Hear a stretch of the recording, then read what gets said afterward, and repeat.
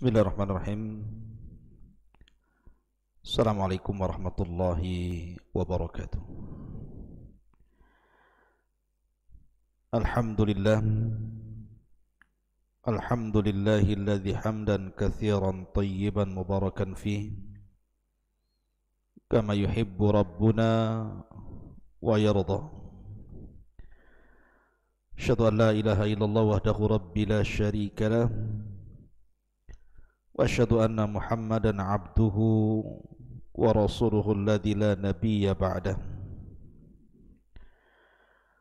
Wa qala Allahu azza wa jalla ya ayyuhalladzina amanu taqullaha haqqa tuqatih wa la tamutunna illa wa antum muslimun. Ma'asyiral muslimin yang dimuliakan Allah Subhanahu wa taala. Alhamdulillah, di malam hari ini kembali kita bisa duduk untuk bertalabul ilmi. Kemudian salawat dan salam kita haturkan kepada Rasul kita yang mulia alaihi salatu wassalam. Allahumma salli ala Muhammad wa ala alihi wa sahbihi wa man sara ala nahjihi ila yaumiddin. Pembahasan di malam hari ini kita akan membahas tentang siapa manusia yang akan dipanggil pertama untuk dihisab pada hari kiamat. Ma'asyiral muslimin yang dimuliakan Allah Subhanahu wa taala. Kita tahu bahwa hikmah hisab itu dhuhuru fadailil muttaqin wa manakibihim. Dengan adanya hisab maka tampak keistimewaan orang-orang yang bertakwa. Fayazdadu syukrahu lillah, maka mereka semakin bertambah rasa syukurnya kepada Allah Subhanahu wa ta'ala, karena selama mereka beramal di dunia ternyata tidak sia-sia. Kemudian yang kedua, bayanu adlillahil mutlaq, ada keterangan keadilan Allah Subhanahu wa ta'ala secara mutlak, di mana Allah Subhanahu wa taala berfirman, innallaha la yadlimu mithqala dzarratin wa in taku hasanatun yudhaifuha wa yu'ti min ladunka ajran 'azima. Sesungguhnya Allah Subhanahu wa taala tidak akan menzalimi walaupun sebiji zarah. Jika engkau mendapatkan atau memperoleh kebaikan, maka akan dilipat gandakan dan akan diberikan kepadanya pahala yang sangat besar. Artinya dengan adanya hisab, Allah ingin menunjukkan keadilannya.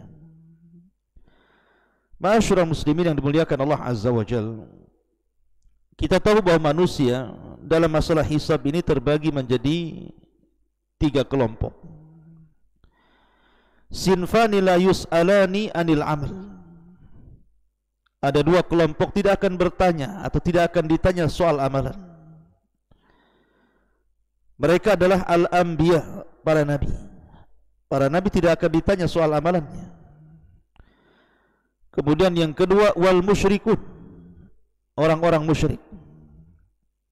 Karena para nabi langsung masuk surga tanpa hisab, dan orang-orang musyrik langsung masuk neraka tanpa hisab. Kemudian kelompok yang ketiga adalah kelompok yang ditanya soal amalannya, dan mereka orang-orang yang beriman dan juga orang-orang fasik. Makanya Allah Subhanahu wa taala mengatakan, wala yus'alu an dzunubihimul mujrimun, dan tidaklah ditanya tentang dosa-dosa mereka orang-orang yang berbuat kejahatan. Fa yauma idzin la yus'alu an dzambihi insun wala jan. Pada hari itu tidak akan ditanya soal dosa manusia dan jin. Tapi dalam ayat yang lain, fala nas'alanna alladziina ursila ilaihim wala nas'alannal mursalin.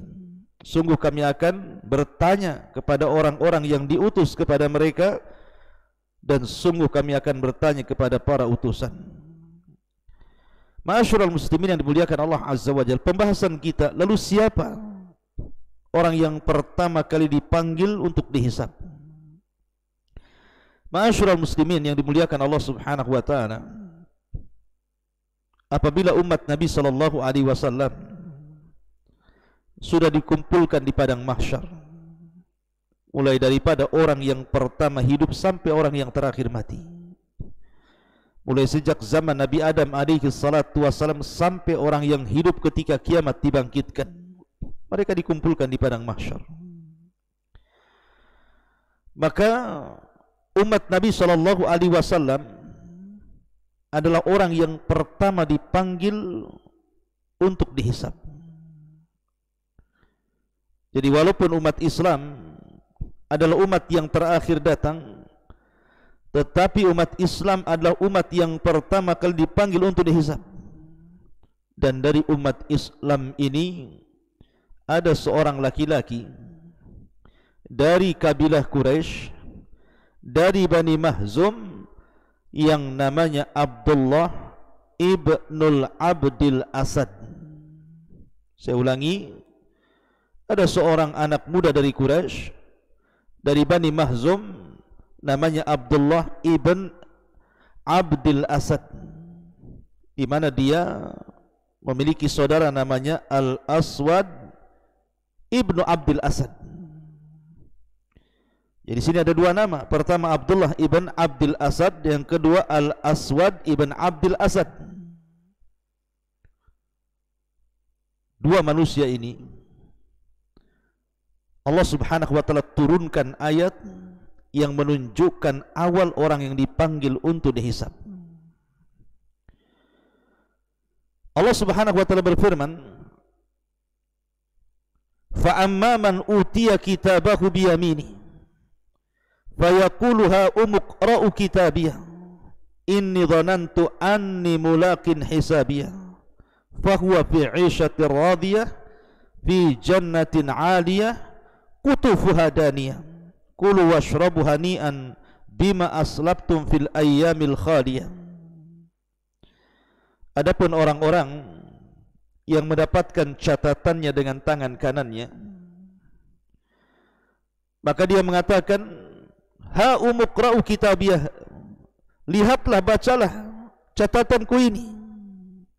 Dengan senang dan bangganya dia mengangkat catatannya.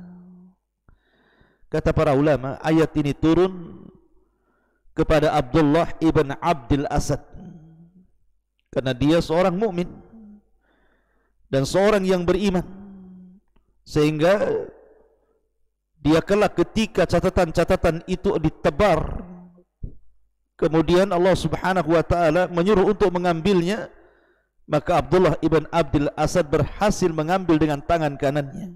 Maka Allah mengatakan, فَأَمَّا مَنْ أُوتِيَ كِتَابَهُ بِيَمِينِهِ. Adapun orang-orang yang mengambil catatannya dengan tangan kanannya, maksudnya Abdullah ibn Abdil Asad. Tetapi al-ibrah bi umumil lafzi la bi khususis sabab. Namanya pelajaran dalam Quran itu bukan sebab turunnya yang khusus, tetapi umumnya lafaz. Adapun kemudian ayat selanjutnya, wa amman utiya kitabahu bisimali.